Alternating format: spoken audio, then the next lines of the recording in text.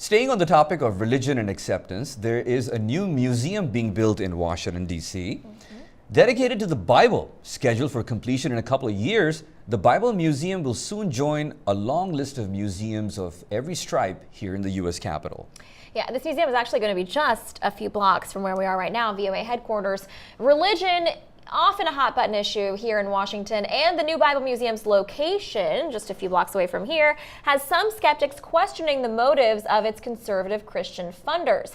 I talked about that with VOA religion reporter Jerome Socolovsky in front of the museum site with construction underway. Take a look. If you come to Washington to see the museums, there are plenty to choose from.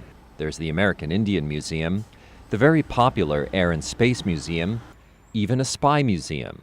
And pretty soon in this former warehouse, there will be a Bible museum.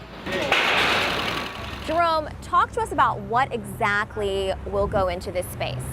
This will be the Museum of the Bible. It's going to include tens of thousands of manuscripts, artifacts, antiquities, all belonging to the Green Collection. The Green Collection is owned by the Green family. They are the owners of a chain of stores called Hobby Lobby, which was involved in a major Supreme Court case last year against the health reform here about contraceptives. They're a conservative Christian family, a Pentecostal Christian family, who are behind this initiative to set up this museum. So this museum, the location, we're standing right now in the middle of a number of federal buildings. There are some who have questioned whether situating a Bible museum right here in the heart of government offices is political. Right. Well, I put that question to them, and they said no. Bible Museum President Carrie Summers says that's not true. The decision was made to be in Washington because of the museums here. It really was not because the Capitol is here. They did also consider other cities. I think Dallas was one of the cities they considered, and they are here.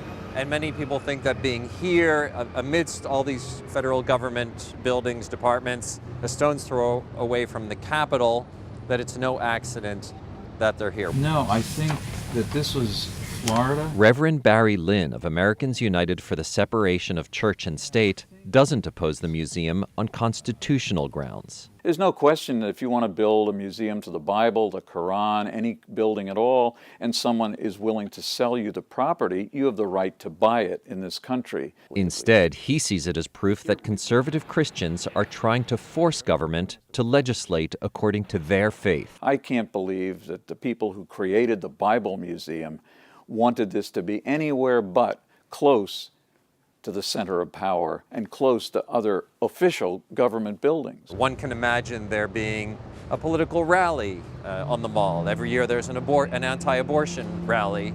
You can imagine people coming here first to the museum to be quote-unquote inspired, and then going and making demands on their elected representatives. Now, you put another question to those behind this museum. You asked whether the goal here is to draw more people to Christianity. What was the response you got?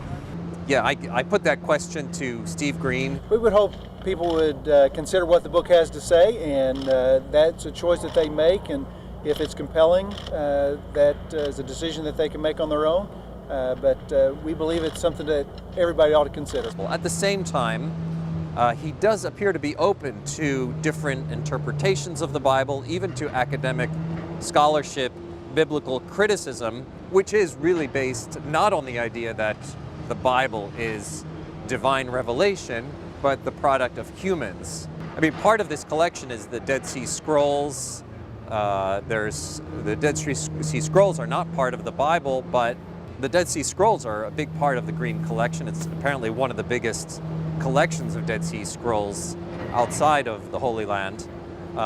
Just having that also suggests that there's going to be a more open view of Scripture than what you would expect from a very traditional Pentecostal Christian. What did you learn, Jerome, from doing this story? Well, I think it's interesting to see that belief is a very sort of fluid thing, and here you have someone who's truly motivated by his belief. And there are some reports that early on he really wanted to create more of an evangelical Pentecostal museum that was about, you know, this is the Bible, the Protestant doctrine of sola scriptura, that this is just, the Bible is as it is.